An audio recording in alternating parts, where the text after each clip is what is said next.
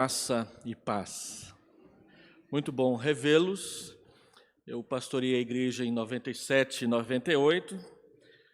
Depois eu apareci por aqui para pregar no aniversário da igreja na época do evento Uberlândia, já faz um tempinho. E de vez em quando eu sempre que dá e posso venho visitar os irmãos.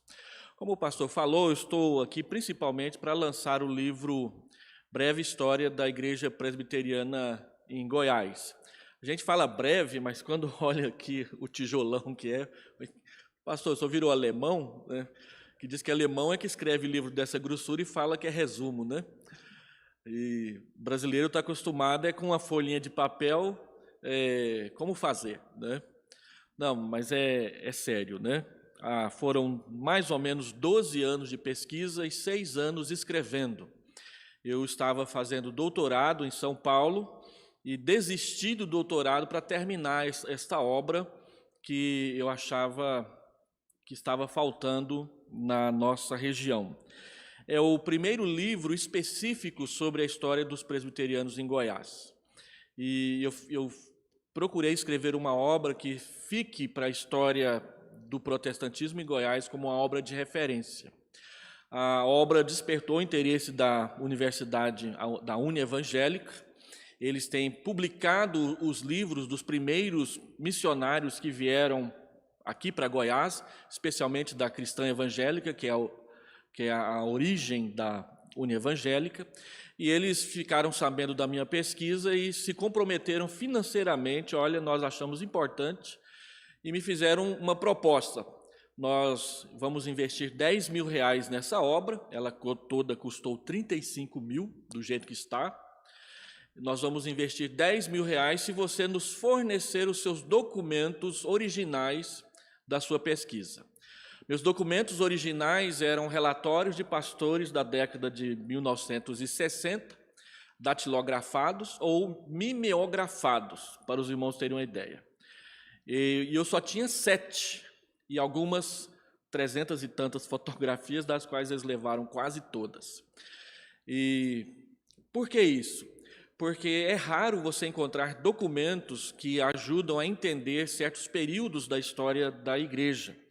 E esses documentos passaram a fazer parte da biblioteca da Unievangélica e agora estão disponíveis para pesquisa pública.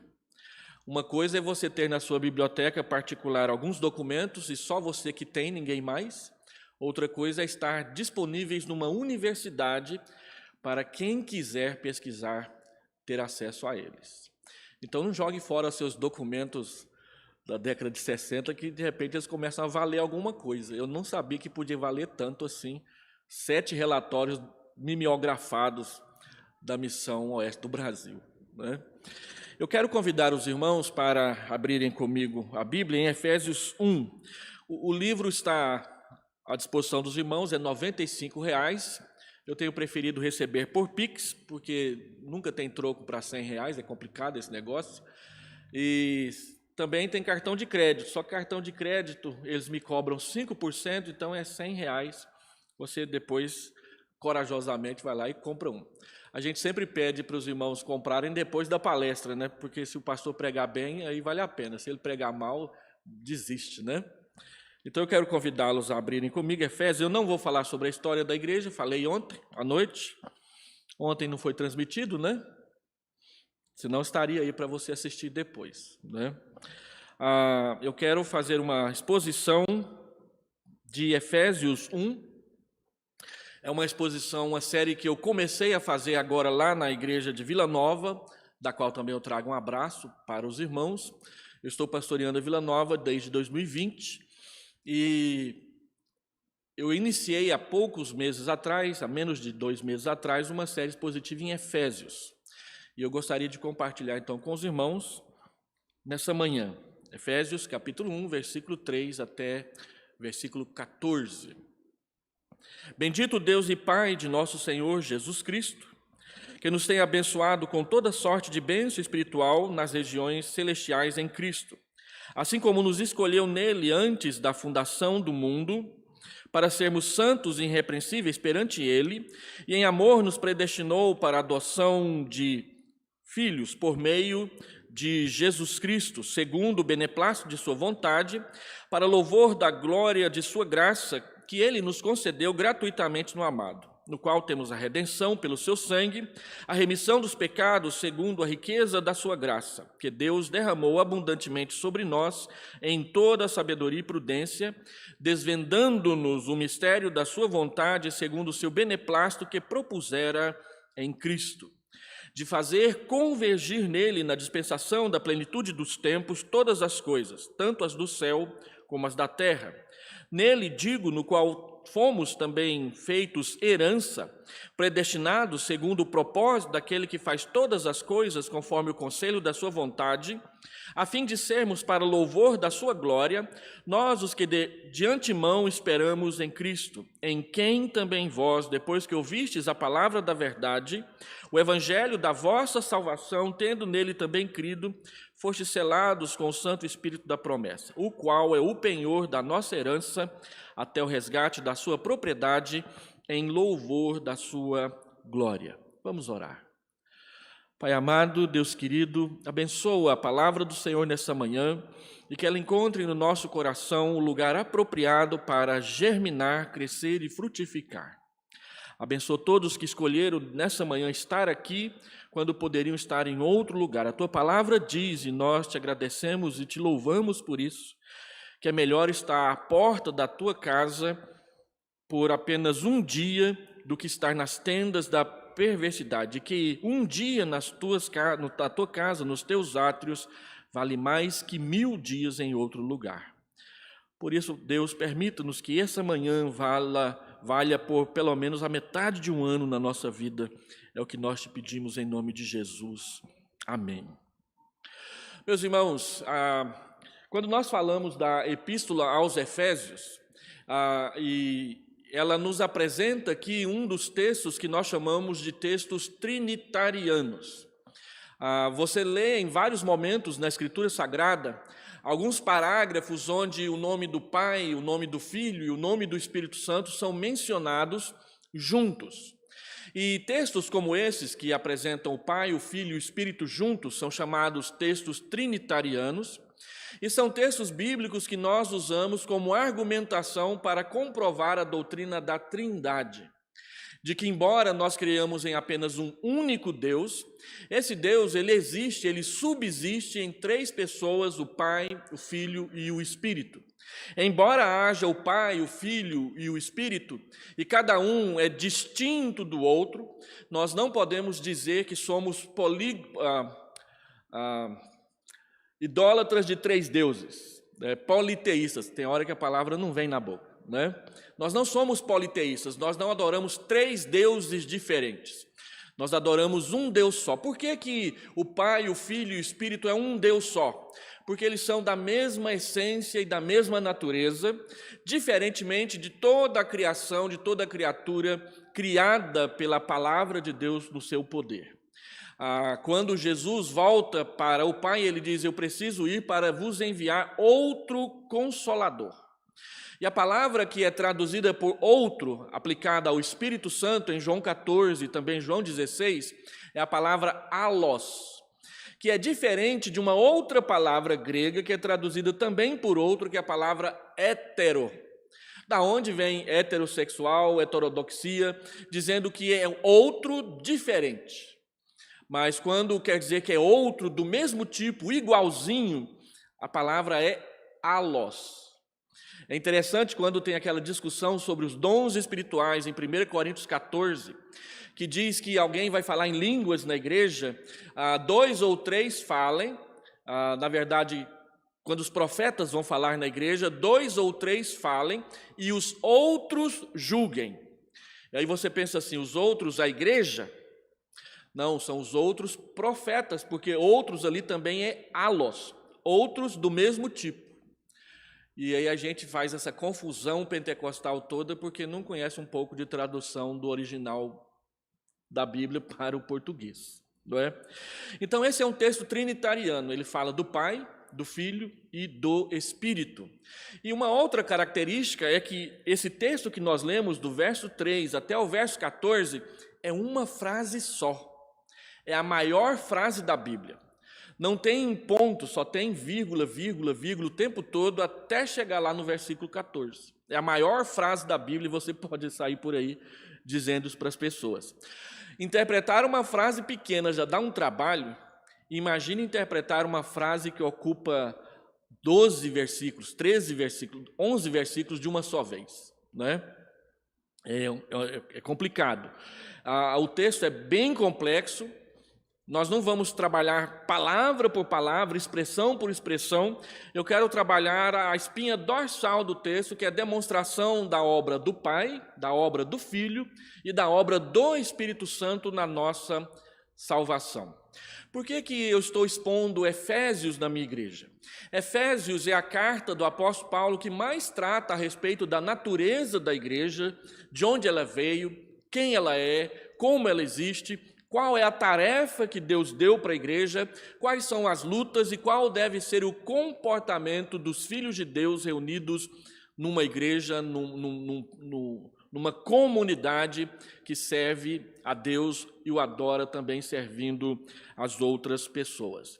Quando uma igreja entra em crise, quando uma igreja que deveria estar crescendo, ela se estagna e para de crescer, não tem texto para nos curar e nos ensinar o caminho da volta da saúde espiritual melhor do que a epístola aos Efésios. Eu fui designado alguns anos atrás para pastorear uma igreja em crise em Goiânia. A igreja tinha tido um problema com seu pastor, na confusão da saída do pastor, esse pastor colocou a igreja contra o conselho, e aí numa assembleia houve muita discussão e a proposta de que o conselho fosse dissolvido, quase que a igreja toda foi dissolvida. A igreja ficou sem pastor e o presbitério resolveu colocar um pastor mais experiente para trabalhar a igreja no ano seguinte, e o pastor mais experiente que o presbitério tinha naquele momento era eu, e eu fui para lá cuidar da igreja, e eu expus Efésios.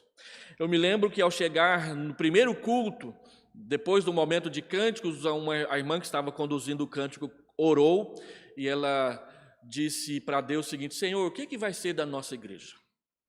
O que vai ser da nossa igreja? E ela começou a chorar. Naquela hora eu resolvi expor Efésios para a igreja. E gastamos o ano todo expondo Efésios, e à medida em que a gente ia explicando quem é a igreja e quem é o Deus da igreja, a igreja foi se estabilizando e elegeu o seu novo pastor, e graças a Deus voltou a crescer e tem se tornado uma igreja forte lá na nossa cidade em Goiânia. Igrejas atravessam crises. Quando igrejas atravessam crises, a epístola de Paulo aos Efésios é o melhor texto da Bíblia para nos ajudar a entender quem é o Deus que nos chamou e quem nós somos dentro do plano de Deus para a nossa região, para a nossa cidade e para nós mesmos como comunidade, como povo de Deus reunido. Então, esse texto mostra para nós quem é o Deus da igreja. No capítulo 2, Paulo vai gastar um tempo falando quem é a igreja de Deus. Ela estava morta nos seus delitos e pecados, era escrava do mundo, da carne, de Satanás, estava condenada debaixo da ira de Deus por causa dos seus pecados. Mas Deus, sendo rico em misericórdia, por causa do grande amor com que nos amou, por causa da sua graça e pela bondade do seu propósito, nos deu vida juntamente com Cristo, pela graça sois salvos, isso não vem de vós, é um presente, é uma dádiva, é graça de Deus para nós. Depois ele pega este povo que ele redime da perdição e junta num povo só, que é o seu corpo, que é o seu povo, que é a sua igreja. No capítulo 3, ele diz qual que é o propósito para essa igreja, que é proclamar a multiforme sabedoria de Deus.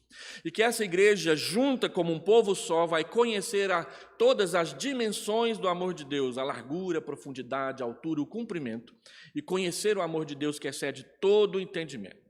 No capítulo 4, Paulo começa a falar sobre a vida prática. É uma igreja que foi vocacionada para viver a unidade que ela deve preservar, versículo 6, e a unidade à qual ela deve chegar, a partir do versículo 14 até o final do capítulo 4. até ali o versículo 16 do capítulo 4. A partir do versículo 17 até o final do capítulo 5, Paulo vai falar sobre o comportamento da igreja. A igreja, por ser igreja, por pertencer a Deus, ela tem um comportamento diferente. Ela não vive da mentira, ela não vive da preguiça, ela não vive da briga e da confusão, ela vive do amor, do ser filho de Deus, do servir a Deus e imitar o seu próprio Pai.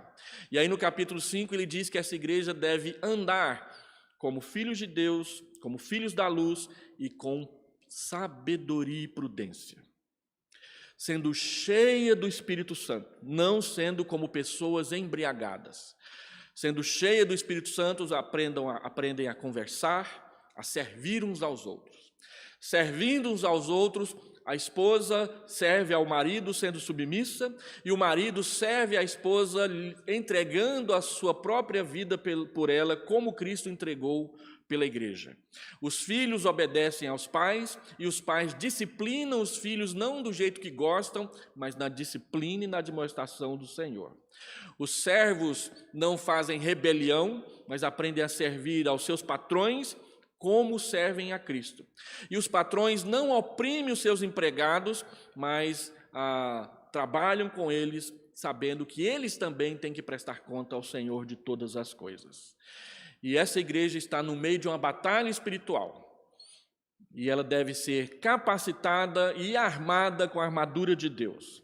E tudo isso feito em oração. Efésios é uma carta peculiar, porque Paulo ora no capítulo 1, versículo 15 a 22. Depois ele ora de novo no capítulo 3, versículo 14 a 21. E ele fala sobre a oração de novo no capítulo 6, do verso 18 a 20. 3 vezes ele fala sobre oração nessa carta, dando a entender para nós que oração deve ser uma característica da igreja que ama e serve ao Senhor. Quem é o Deus da igreja? Então, eu quero falar um pouco sobre isso. Efésios define a natureza da igreja e o propósito de Deus para ela no serviço cristão. E a frase começa dizendo: bendito seja o Pai de nosso Senhor Jesus Cristo, o qual nos tem abençoado com toda sorte de bênção nas regiões celestiais. O que Paulo está querendo dizer, abrindo essa frase, é que Deus deve ser bendito por causa do seu plano maravilhoso que Ele tem para nós. E que Ele é a fonte de toda bênção espiritual. Quem sustenta a igreja? Sempre. E quando a gente atravessa crise, é importante ouvir isso, é Deus. No meio das nossas crises, nós não estamos apanhando sozinhos. Deus está nos acompanhando. Isaías, capítulo 63, 64, diz que ele habita com aquele que tem o coração quebrantado. Aquele que aprende nas dificuldades, em vez de fugir de Deus e reclamar de Deus, se apegar a Deus e continuar servindo mesmo assim. Deus, então, revela nessa pequena frase o propósito da sua obra maravilhosa. O Deus que nos salva, diz o apóstolo Paulo, é o Deus tríplice, ou Deus triuno, o Pai, o Filho e o Espírito. E aqui no texto há pelo menos 3 ações duplas ou duplicadas de Deus a nosso favor. O Pai é aquele que elege e adota. O Filho é aquele que redime e faz a remissão dos nossos pecados. E o Espírito é aquele com o qual Deus, Cristo, nos sela e faz dele o penhor da nossa herança até o dia da volta do Senhor Jesus Cristo. Então, em primeiro lugar, o texto fala do Pai que nos elegeu e nos adotou em Cristo Jesus. Ele diz, verso 4, assim como nos escolheu nele antes da fundação do mundo, para sermos santos e irrepreensíveis perante ele, e em amor nos predestinou para ele, para a adoção de filhos, por meio de Jesus Cristo, segundo o beneplácito de sua vontade, para louvor da glória da sua graça. Quando Paulo fala do Pai, ele termina falando do louvor da sua glória. Quando Paulo fala do Filho, ele termina falando do louvor da sua glória. Quando Paulo fala do Espírito Santo, ele termina falando para o louvor da sua glória. Então, o Pai é aquele que nos elegeu em Cristo. E o texto diz que ele nos elegeu não quando a gente podia escolher ser membro da Igreja Presbiteriana Central de Goianésia. Ele nos escolheu antes da fundação do mundo. Antes que Deus dissesse assim, haja luz e houve luz, Paulo está dizendo que antes deste momento histórico, cronológico, Deus já tinha escolhido você para pertencer a Ele. De modo que Paulo diz que o básico na nossa vida é exatamente a ação eletiva de Deus a nosso favor. E a base da eleição de Deus não é algo que a gente fizesse porque Ele nos escolheu antes da fundação do mundo, antes que Adão andasse por aqui, antes que Eva se interessasse pelo fruto lá da árvore, antes que Caim tivesse matado Abel, antes que Abraão tivesse ouvido o chamado de Deus, antes que Moisés tivesse sido príncipe no Egito, antes de todas essas coisas, Deus já tinha olhado para você na eternidade e dito, esse será meu, essa será minha. Para ser meu filho, para ser minha filha. Por isso Paulo diz em Romanos capítulo 9 que não depende de quem quer e não depende de quem corre, mas de Deus resolver usar a sua misericórdia para conosco. Ninguém é membro dessa igreja porque é bom, porque é melhor, porque é capaz, porque tem dinheiro, ou porque tem história, ou porque tem tradição. Quem é membro dessa igreja é membro exatamente e unicamente porque Deus resolveu te amar.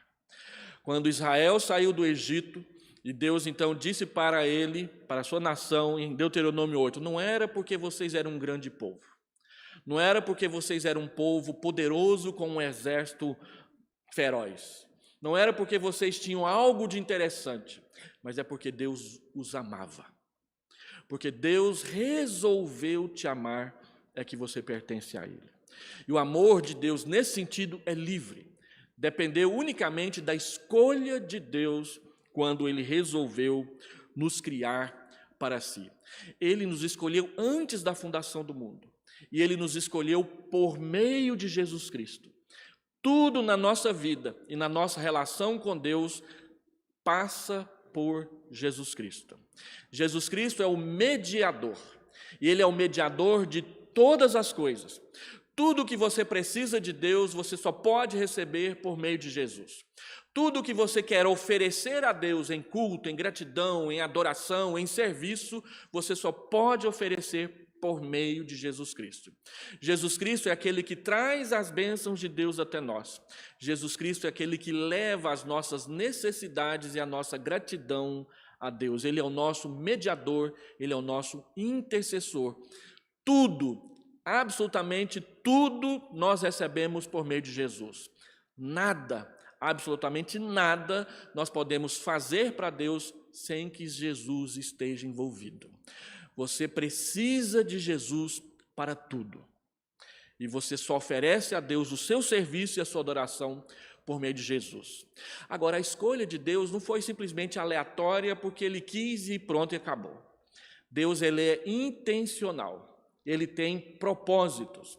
Quando Ele resolveu te eleger, quando Ele resolveu te escolher, Ele o fez com o propósito de que você fosse santo ou santa e irrepreensível diante dEle. Não é santo e irrepreensível da esposa, ou do seu marido, ou dos seus filhos, ou dos seus pais, ou dos seus avós, bisavós e tataravós.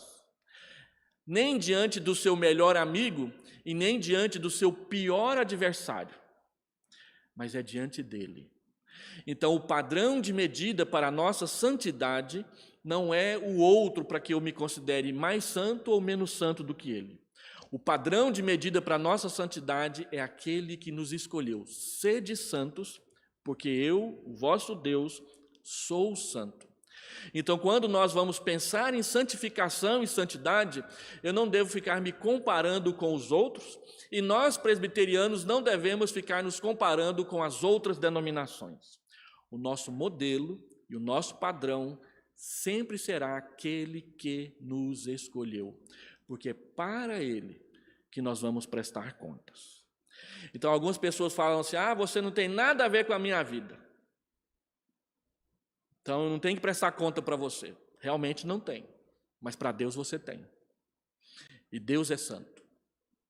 Então, quando se fala em santidade, não é o outro irmão que eu me acho maior e melhor ou pior do que ele. É Deus. Deus nos escolheu com a intenção de fazer de nós seus filhos. E Ele quer que os filhos sejam parecidos com o Pai.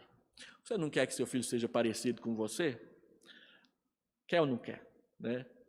Então, Deus também quer que nós sejamos parecidos com Ele, no caráter, na forma de agir, na forma de pensar, na forma de fazer as coisas que faz. Sempre Deus. Então, Ele nos escolheu para sermos santos na presença dEle. Esse é o propósito da eleição. A eleição, que é uma doutrina muito criticada no meio presbiteriano pelas outras denominações, tem pastor na internet aí, vocês ficam mandando uma oferta financeira para eles, dizem que nós, Calvino e os presbiterianos, estão dentro do caldeirão de Satanás de cabeça para baixo. O último e mais famoso deles, recentemente, foi lá em Genebra, na frente da igreja de Calvino, para dizer que Calvino estava no inferno. Olha que arrogância. Então, Deus não nos chamou para a gente fazer isso, para a gente, como presbiteriano, achar que os outros não prestam, nós é que somos bons. Não. Deus nos escolheu e escolheu os outros também, ainda que eles não gostem da doutrina, para que nós sejamos santos na sua presença, para que nós sejamos parecidos com Jesus. E Ele fez isso, diz o versículo 4, em amor. O amor de Deus, não o amor das novelas da Rede Globo, que é um amor físico e sexual, mas o amor de Deus, o amor que envolve o sacrifício de Jesus na cruz, o amor que envolve Deus ter paciência conosco o tempo todo, e o amor que envolve Deus também dar umas lapadas na gente quando a gente está andando fora do seu caminho, é o motivo, é a razão porque você está aqui nessa manhã e porque Deus ama essa igreja e a plantou nesse lugar. O amor de Deus. Quando eu era seminarista, estava preparando uma moça para a pública profissão de fé, depois ela se casou com um pastor, que também foi meu aluno no seminário, e hoje é pastor lá no interior de São Paulo. Nós estávamos preparando aquela moça e a gente tinha o costume de perguntar, por que você quer ser membro da igreja? E ela escreveu um bilhetinho, que eu nunca esqueci, ela disse, olha, quando eu via lá Jesus crucificado, eu pensava assim, puxa vida, mas ele tem poder. Por que ele não desceu da cruz e saiu batendo em cada um daqueles camaradas com um relâmpago? Né? Por que ele não fez cair fogo do céu na cabeça deles? Ele podia fazer isso. Mas aí eu lembrei, é a moça adolescente falando, que ele não saiu da cruz porque ele me amava. Se ele tivesse saído da cruz, ele não teria pago o preço dos meus pecados. Quando a gente vê um adolescente falando isso, a gente fala assim, tem esperança para essa turma, viu? Porque adolescente pensa em um monte de coisa, menos nessas coisas. Mas essa adolescente pensou nisso e ela estava certa no raciocínio dela. Por que Jesus Cristo não desceu da cruz? Porque Ele te amava. Ele estava lá para pagar o preço do seu, do meu, dos nossos pecados, e Ele não desistiu porque Ele nos amava. É porque Ele te amava que Ele não desceu da cruz. E é porque Ele te amava que você pode hoje, depois de entregar a sua vida para Ele, servi-lo e adorá-lo com liberdade e gratidão. Agora, a doutrina da eleição, como eu falei, é uma das doutrinas mais criticadas no meio moderno. Os arminianos, os pentecostais e os neopentecostais não gostam dessa doutrina. Por quê? Porque eles acham que o homem coopera com Deus na salvação. Nós, presbiterianos, não concordamos que o homem e a mulher cooperam com Deus na sua salvação. Por quê? Pela simples razão de que quando Deus nos regenerou, ou quando Deus operou em nós o novo nascimento, a gente estava morto. O que é que o morto coopera? Com o quê? Se a gente colocar um caixão aqui na frente da igreja e de repente o morto levantar a mão assim, eu tenho certeza que a maioria dos irmãos sai correndo. O morto não faz nada. Se ele fizer, é porque ele não está morto.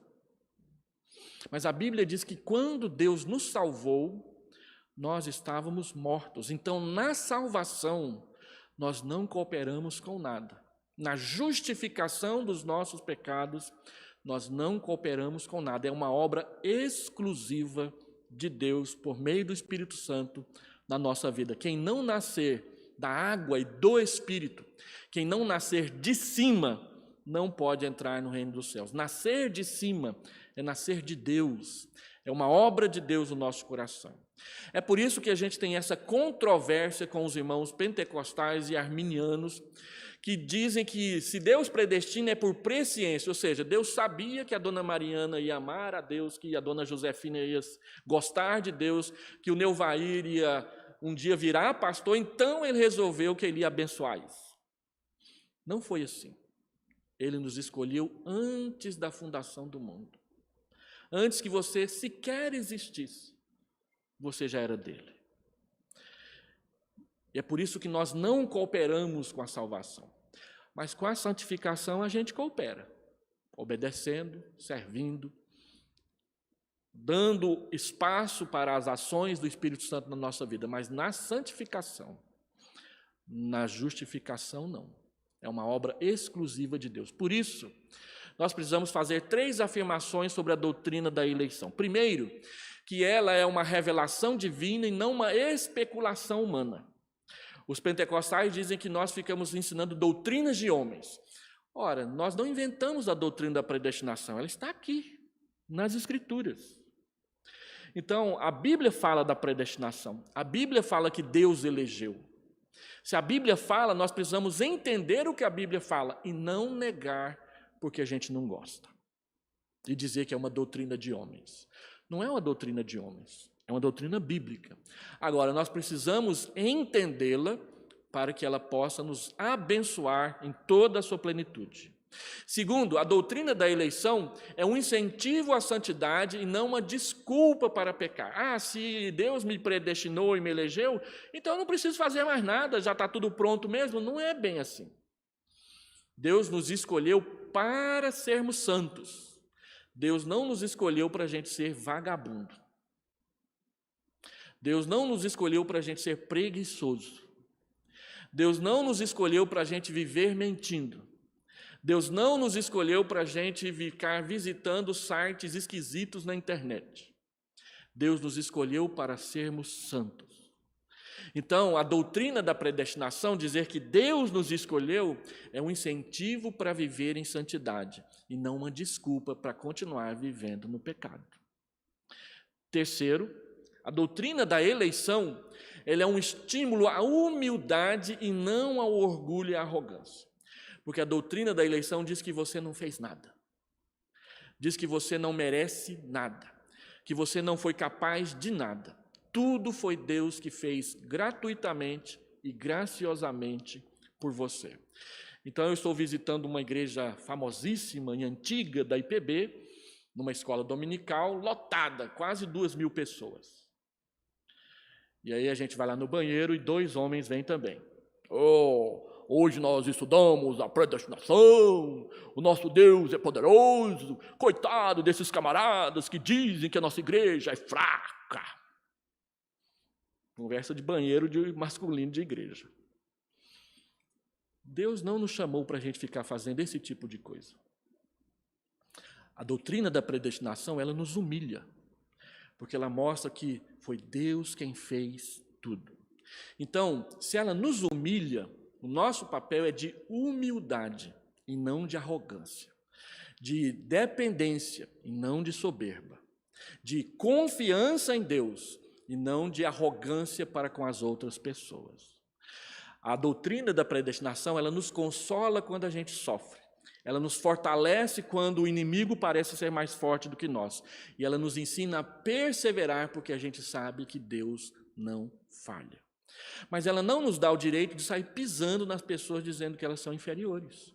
Porque nessa condição todos nós somos iguais.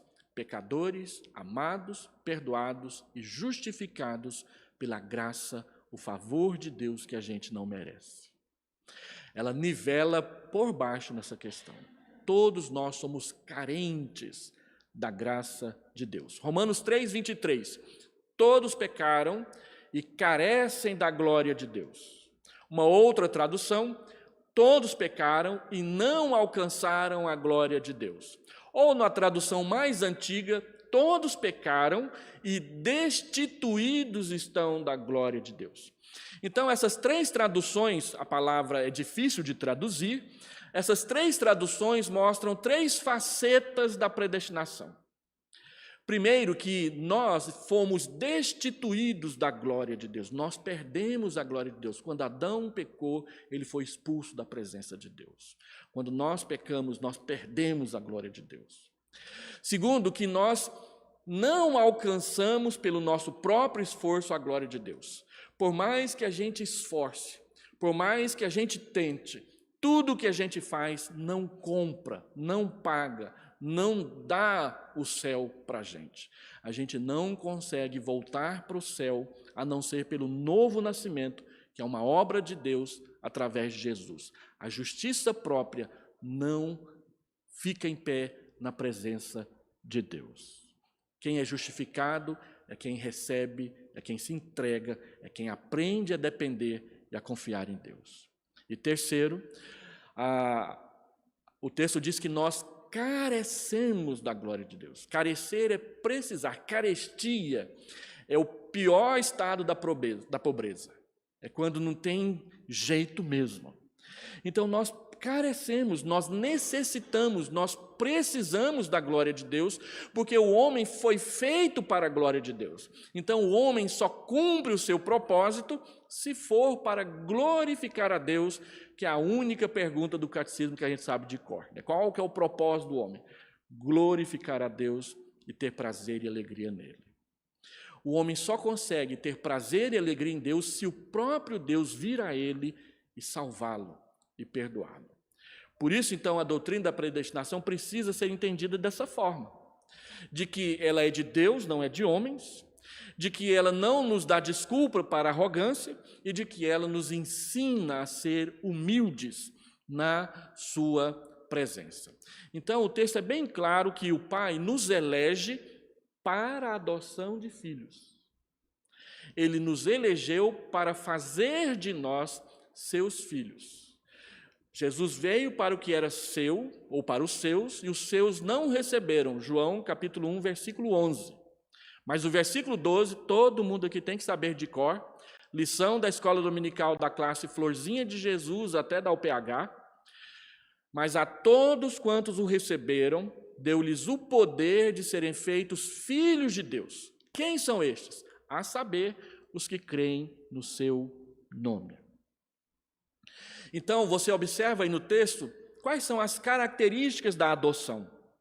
Ela é segundo a boa vontade de Deus a nosso favor.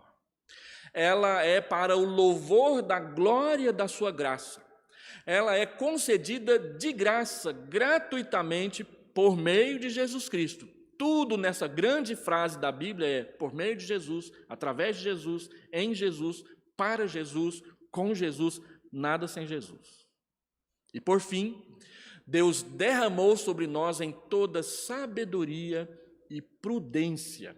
E a palavra prudência não quer dizer simplesmente tomar cuidado. Muitas vezes ela quer dizer também habilidade. O prudente não é somente aquele que não faz porque tem medo de fazer errado. O prudente é aquele que, quando faz, faz com habilidade. Então, Paulo diz assim, eu lancei o fundamento, 1 Coríntios capítulo 3, a partir do verso 10, eu lancei o fundamento como prudente construtor. O prudente construtor não é aquele camarada que se enche de elementos de segurança, tem que se encher, porque morre de medo de morrer na obra. Não, é aquele que toma precauções, mas faz a obra com habilidade. Prudência também é habilidade.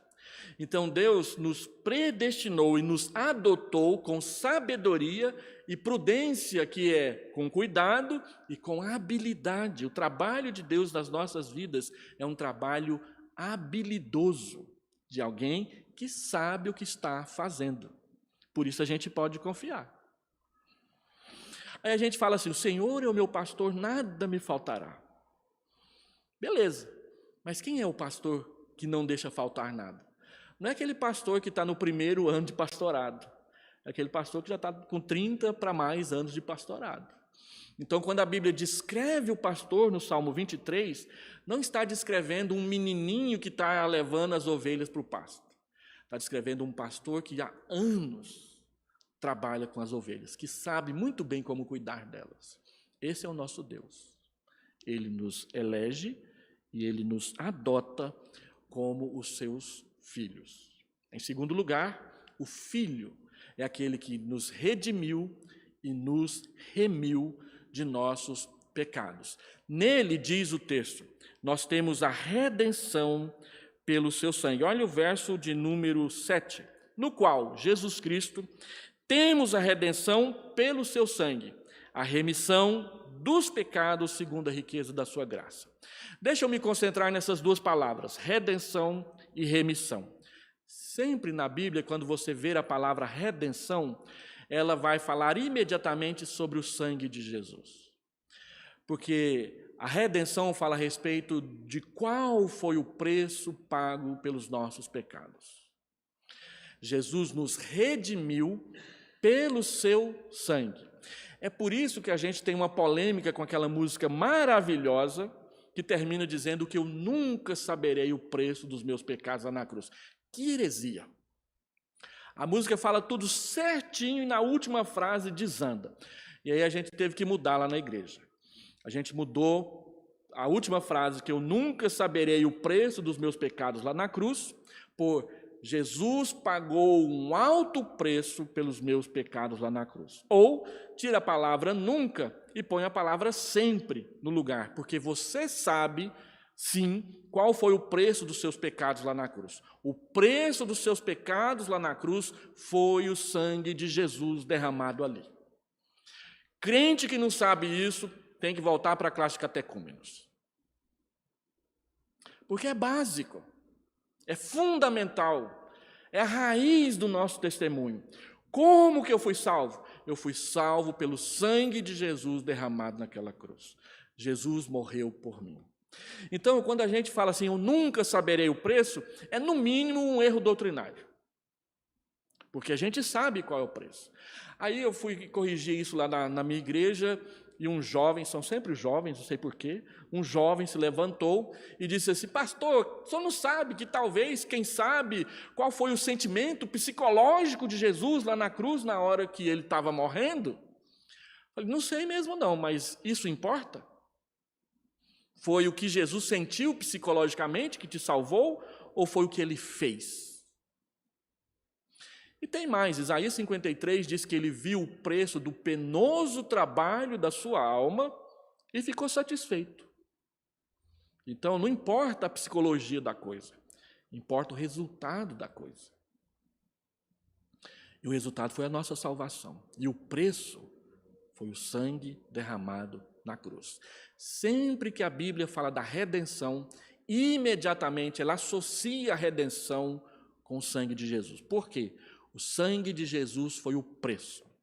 E aqui vale uma outra correção. A gente cantou, e eu lembro, a gente cantava aqui quando eu era pastor, quero que você saiba que Deus mora em você, o Espírito Santo mora em você, quero que valorize o que você tem, você é um ser, você é alguém. A gente cantou muito essa música. É outra música cheia de problema doutrinário. Porque a gente é levado a entender que o preço do sangue, o sangue de Jesus foi pago, e foi um alto preço, porque a gente merecia. Olha o quanto que você vale o sangue de Jesus na cruz. Não, irmão, você não vale nada. O que isso mostra não é o tanto que a gente merecia ser salvo, é o tanto que o nosso pecado ofendia a Deus e foi caro para Ele pagar. É isso que a gente tem que entender.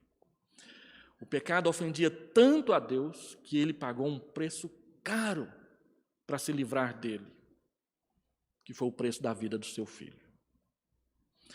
Então isso mostra o quanto Deus pagou, não o quanto que a gente vale. Ficou claro? Né? O sangue é o preço.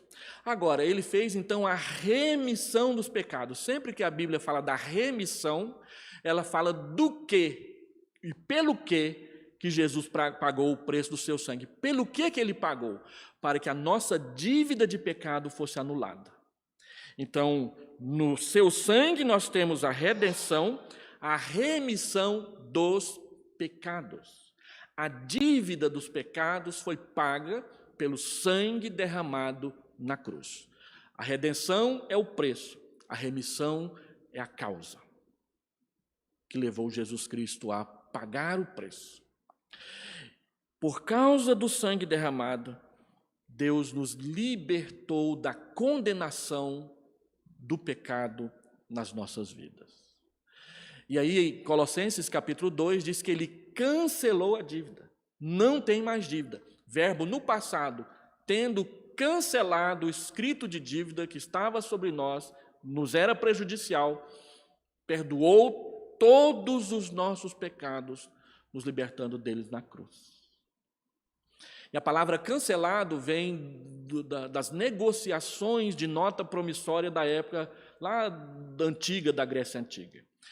Eles escreviam as dívidas em papiro, que era um papel feito de junco. Era caro e era bem mais grosso que o papel de hoje em dia. Como o papel era caro, eles não queriam desperdiçar a folha.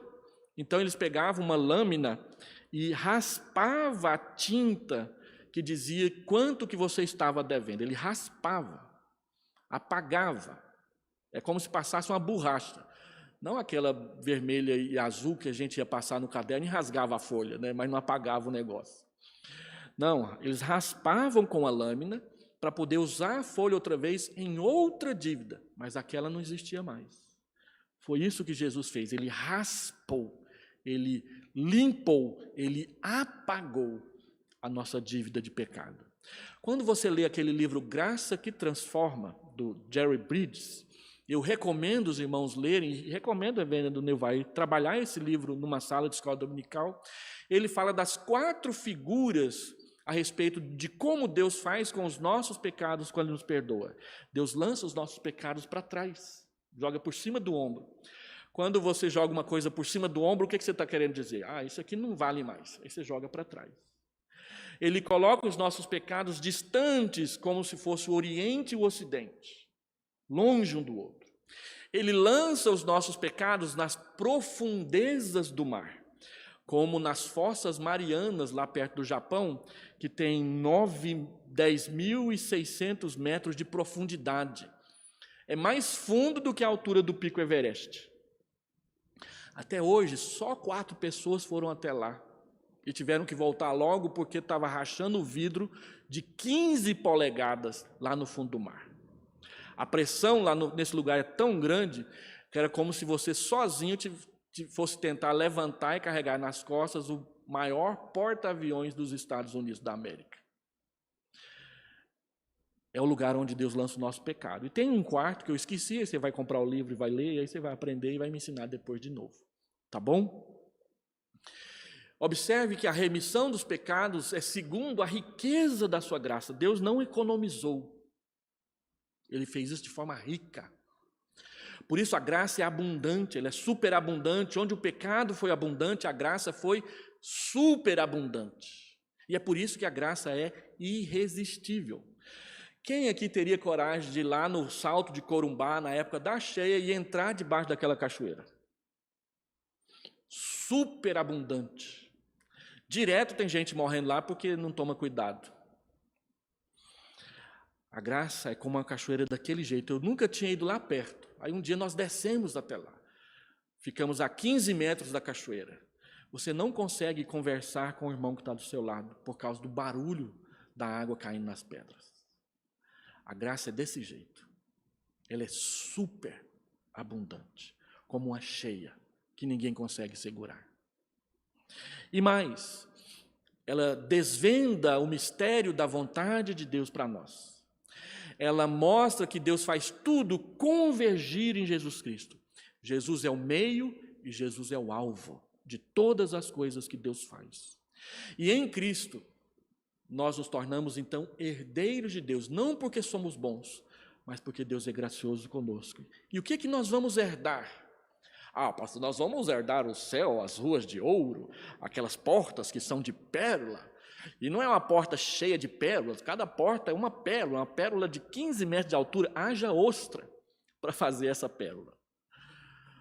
Não é isso que você vai herdar. Você vai herdar o próprio Deus. Ele é a nossa herança. Herdar a Deus é herdar aquele que criou todas as coisas. É muito mais do que você imagina.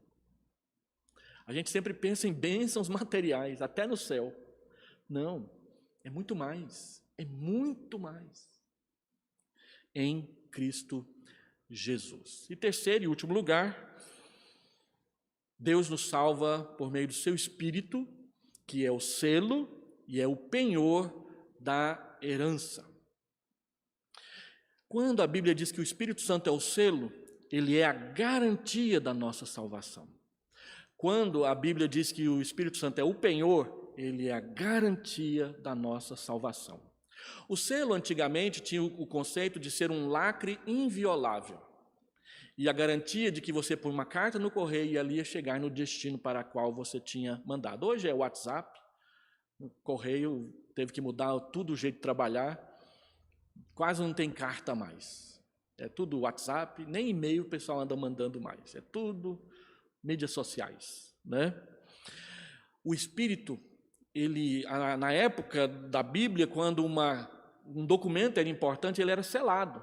Derramava-se parafina quente ali na última dobra e colocava um selo em cima para que, quando secasse, ficasse a marca do rei que estava enviando aquele documento. Aquele selo só podia ser quebrado quando chegasse lá no outro rei, no destino para quem ele estava mandando aquele documento. Assim é os selos lá de Apocalipse. Eles serão quebrados e abertos no momento em que for cumprir o que Deus designou para cada um daqueles mensageiros lá do Apocalipse.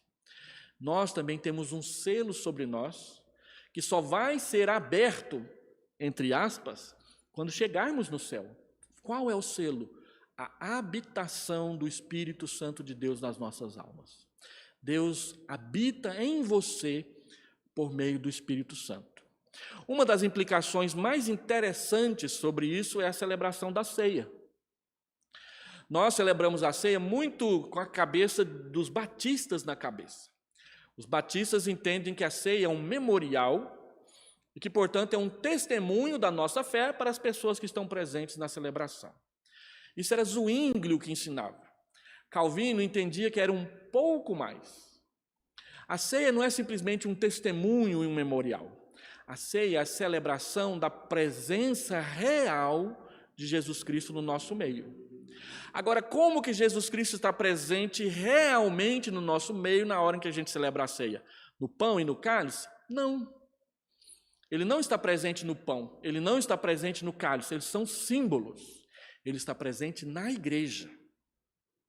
E é porque ele está presente na igreja, habitando o coração de cada crente, é que comer o pão e beber o cálice faz sentido para nós. Então não é Cristo que é trazido para nós e colocado dentro do pão e dentro do cálice quando fala assim, este é o meu corpo partido por vós. Não, somos nós que somos levados até ele por meio da comunhão do seu Espírito. Um pastor disse certa vez que o melhor momento para a gente falar assim, Maranata, vem Senhor Jesus, é logo depois da celebração da ceia, porque Cristo está realmente entre nós. E aí o conceito presbiteriano da celebração da ceia é conhecido como da presença espiritual. Presença espiritual não quer dizer que é só uma fantasia. Ele está presente, mas não fisicamente. Ele está presente espiritualmente por meio do seu Espírito que habita em nós. Por que ele não está presente fisicamente? Porque fisicamente Jesus está no céu, sentado no trono à direita da majestade de Deus. E desse trono ele se levantará para vir em poder e glória entre as nuvens no dia em que ele voltar para nós. Cristo se encarnou, ele não pode, porque está encarnado, estar em 2, 10, 500 lugares ao mesmo tempo. Pastor, mas ele não é Deus, ele não é onipotente? Eu sei que é complicado explicar isso. Mas fisicamente, porque Jesus se encarnou, ele só pode estar em um lugar de cada vez. Por isso que quando ele vir com poder nas nuvens, ele será visto pelos olhos de todo mundo. Tem gente que fala que vai ser por transmissão simultânea via internet, né? Eu acho que vai ser um pouco mais poderoso do que isso. Ele vai dar um jeito na curvatura da Terra que todo mundo vai ver, sem precisar da Rede Globo, ou da CBN, ou da CNN, ou de qualquer outra, nem da Rede TV da Igreja Presbiteriana do Brasil. Não vai precisar dessas coisas. Agora, saiba que você pode colocar o seu pé no céu, porque o Espírito habita em você. E ele é o penhor. A gente não usa muito a agência de penhoras, né? A Caixa Econômica tem as agências de penhoras. Lá em Goiânia tem uma só para penhor.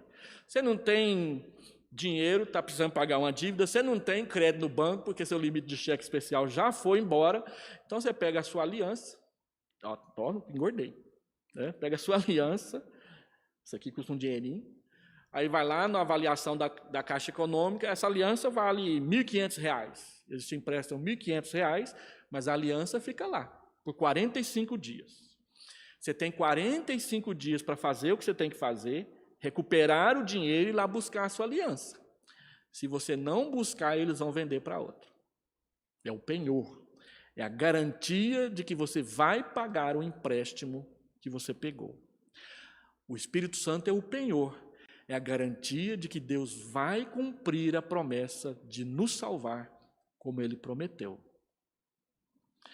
Então, a pergunta é a seguinte: por que eu não posso perder a minha salvação? Não é porque eu sou bom, não é porque eu sou perseverante e persistente, é porque a obra de Deus é perfeita. O Pai nos elegeu e nos adotou como filhos. Para eu perder a salvação, o Pai tem que desistir de ser meu Pai. E a Bíblia diz que Ele não desiste, Ele não muda. Para eu perder a minha salvação, seria necessário desfazer a cruz. Mas Jesus tem as marcas na mão, tem a marca no lado. E depois da ressurreição, ele continuou tendo. Quando Tomé duvidou, ele disse: olha aqui, Tomé, olha aqui, põe a mão aqui. Tem um quadro de Rembrandt, um reformado holandês de 1600 e pouco, que ainda tem lá Tomé enfiando o dedo dentro do buraco assim, do machucado de Jesus. Eu acho que Tomé era goiano. Goiano, quando quer ver, tem que pôr a mão, né? Deixa eu ver. Aí, se não pôr a mão, não viu, tem que pegar. Então, para eu perder a salvação, Jesus tem que ser descrucificado. Ele não pode ser descrucificado. Não tem como desmanchar a cruz. Ele já pagou o preço, está pago. Terceiro, para eu perder a minha salvação, é necessário arrancar o Espírito Santo de nós, que é o selo e que é o penhor. Mas ele não desiste de nós. Ninguém pode nos arrebatar da sua mão, diz Jesus em João 16. Ninguém pode. E não vai fazer. Então, a salvação, ela é o que ela é, e você é salvo não porque você é bom, nem porque você é perseverante, mas porque Deus te amou e te escolheu para Ele. E porque Ele te amou e te escolheu para Ele, agora você deve se comportar como um filho, como uma filha, que vai herdar essa promessa da graça de Deus. O que isso então nos leva? Primeiro, nos leva a adorar, porque tudo que Deus fez, Ele fez para o louvor da sua glória. Quando você vem para a igreja adorar, levanta as suas mãos quando sente vontade de fazer na hora do cântico, é porque Deus fez uma obra perfeita e completa a seu favor. Essa é a motivação. Não é para aparecer, não é para dizer que somos bons, é porque Deus nos amou e é o nosso Pai. Segundo, isso nos leva a ter intimidade. Deus não nos trata como estranhos, como visitantes no céu. Deus nos trata como filhos, como alguém que mora na sua casa. Não fiquem tristes, tenham bom ânimo. Eu vou para o meu Pai e vou preparar lugar para vocês. Eu vou preparar morada para vocês. Morada ali não é mansão celestial. Morada ali é um quarto no prédio de Deus, no apartamento. Reverendo Heber Carlos de Campos, ele tem soltado muitos vídeos na internet falando sobre o céu. E aí ele diz o seguinte, olha, como um amilenista que não crê no milênio literal, tem muita coisa que eu acho que é literal na Bíblia. E uma das coisas que eu acho que é literal é o tamanho da Nova Jerusalém. Lá em Apocalipse tem as medidas da Nova Jerusalém. Sabe qual que é a medida do diâmetro da Nova Jerusalém? Você já foi em João Pessoa, na Bahia? Ou na Paraíba? Já foi lá em João Pessoa? Dirigindo o seu automóvel? Eu fui uma vez, 2.540 quilômetros. Jerusalém é maior do que isso. É grande. E nem todo mundo vai morar nela. Alguns vão, outros vão morar ao redor. Mas vai poder visitar todo dia, porque, embora as portas sejam de pérola, a Bíblia diz que elas vão ficar abertas o tempo todo para que as pessoas possam visitar a cidade eterna. Não entendo isso, gente. Eu só sei que vai ser assim. Tá bom? E você pode ir até Deus. Hebreus 4:14 diz, chegue junto ao trono da graça, a fim de receber misericórdia e graça para te socorrer. Chegar junto é chegar o mais perto que der. Não é ter aquela presença protocolar de ficar numa distância respeitável. Não, é chegar até pertinho. Deus deixa você chegar pertinho dele quando você ora. E por último, segurança. Nós podemos ter certeza da salvação porque nós temos segurança da salvação. Deus não muda os seus planos. Deus não desmancha o que ele fez. Se a Bíblia diz que ele te amou, ele continuará te amando por toda a eternidade. A gente faz uma brincadeira de mau gosto com os nossos irmãos pentecostais, comparando qual é a nossa flor e qual é a flor deles. A nossa flor é a tulipa, né, que dá os 5 pontos do calvinismo. A flor deles é a margarida. Lembra daquela brincadeira? Ele me ama, ele não me ama. Ele me ama, ele não me ama. Porque eu estou sempre achando que vou perder a salvação. Então, no dia que eu acho que eu perdi a salvação, eu arranco uma pedra e diz, Deus não me ama. Aí, no outro dia, eu estou feliz com a minha salvação. Opa, Deus me ama. Então, não é a margarida. Apesar de ser uma flor muito bonita, essa brincadeira, como eu disse, é de mau gosto. Mas ela ilustra muito bem sentimentos a respeito da salvação. Nós podemos ter segurança e certeza da salvação, não porque a salvação depende de nós, ela nunca depende de nós. Porque ela sempre dependeu e depende daquele que salva. Deus nos salvou. Ele nos libertou do império das trevas e nos transportou para o reino do Filho do seu amor. Ele não nos libertou do caminho da perdição. Lembra daquela ilustração? Estamos todos perto do abismo, e aí a cruz é a ponte, se você não atravessar a ponte, você cai no abismo. É erro doutrinário essa ilustração. Nós não estamos na beirada do abismo, nós estamos lá no fundo, nós estamos mortos. Ele nos liberta do império das trevas, não do caminho do império das trevas. E ele nos transporta de lá, do fundo do buraco, para o reino do Filho do seu amor. E os verbos estão no passado. Ele já nos libertou e ele já nos transportou. Uma ilustração, João capítulo 5, verso 24. Aquele que ouve a minha voz e crê naquele que me enviou, tem a vida eterna, não entra em juízo, mas passou da morte para a vida. Quem ouve agora e crê agora, tem agora a vida eterna e agora é livre do juízo. Mas, porque tudo isso aconteceu agora, você já passou da morte.